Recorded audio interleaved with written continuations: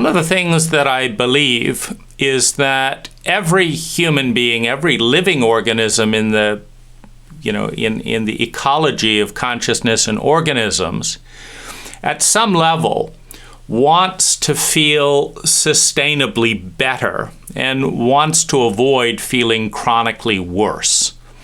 And obviously this is an infinite continuum, but that there is an innate desire to grow and evolve in such a way, intelligently, in such a way as to create more and more sustainable well-being, and also to create less and less chronic suffering.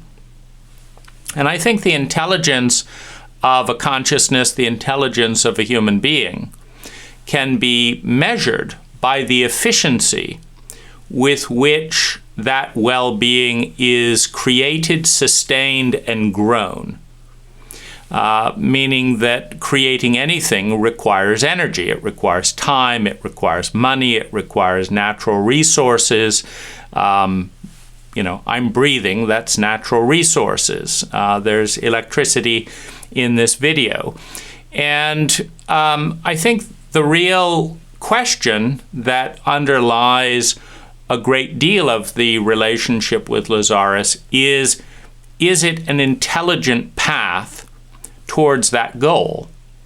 Is investing 1,000 hours in the Lazarus material going to result in less chronic suffering, particularly unnecessary suffering, and more sustainable well-being, first of all? And then secondly, relative to the other smorgasbord of options available. If one invests in goal setting and goal accomplishment for 1,000 hours, will your sustainable well-being go up more than investing 1,000 hours in the Lazarus material? Will doing an assessment analysis on all the different choices out there and what is most likely to correlate to sustainable well-being going to result in more well-being for the average person, statistically, than doing a number of 7-step processes with Lazarus. And my personal experience is that there are a number of areas that I can leverage to improve sustainable well-being relative to the Lazarus material. And I don't really understand why that would happen from, such a stated high consciousness resonance outside of the set of human beings with access to everyone's unconscious mind, etc.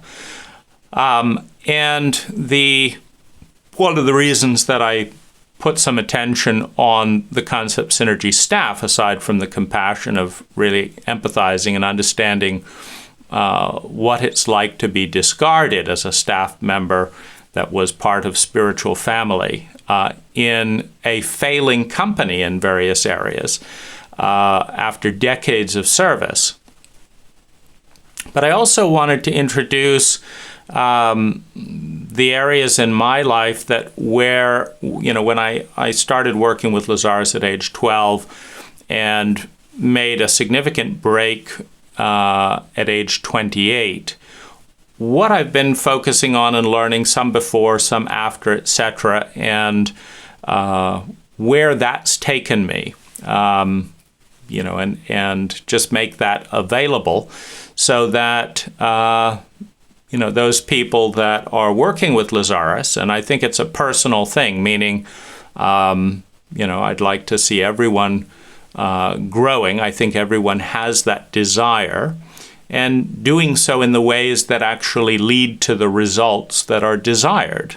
Sustainable well-being in health, in finances, in socializing, in one's inner world, one's outer world, physically, emotionally, mentally, and So with that, I made this series, A Growing Human, in part to track and integrate, the various things that I've tried over the years, and put that out there.